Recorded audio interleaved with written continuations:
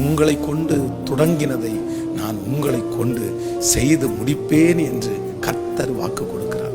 பாதி வழியில விட்டுவிட்டு நான் ஓடிவிடுவேனோ, இந்த காரியத்தை நான் முடிக்க முடியாதோ, என்னுடைய பிள்ளைகளுடைய உயர்வை நான் பார்க்காமலே இந்த உலகத்தை விட்டு போய்விடுவேனோ, ஏதோ ஒரு காரணத்தினாலே ஒருவேளை மனம் நொந்து நான் இந்த காரியத்தை முடிக்க முடியாதோ என்கிற ஒரு சூழ்நிலையிலே நீங்கள் காணப்படலாம். ஆனால் உன்னை கொண்டு நான் துவங்கினதை, உங்கள் கையிலே கொடுத்த அந்த காரியத்தை, எந்த பிரச்சனை வந்தாலும், எவ்வளவு போராட்டங்கள் வந்தாலும், எத்தனை பலவீனங்கள் வந்தாலும் ஆண்டவர் சொல்லுகிறார், நான் உங்களை கொண்டு செய்து முடிக்க வல்லவர். என் கையினாலே எத்தனையோ துவங்கினேன், எத்தனையோ தரிசனம் எனக்குள்ளே இருந்தது. ஆனால் இப்பொழுது நான் நினைக்கிறேன், இதெல்லாம் என்னால் முடிக்க முடியாது.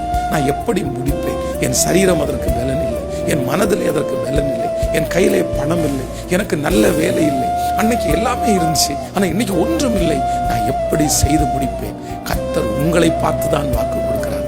பணத்தை பார்த்தல்ல, உங்களுடைய திறமையை பார்த்தல்ல, உங்கள்கிட்ட எவ்வளவு இருக்குது என்று பார்த்தல்ல. இந்த தரிசனத்தை கொடுத்தவர் கர்த்தர்.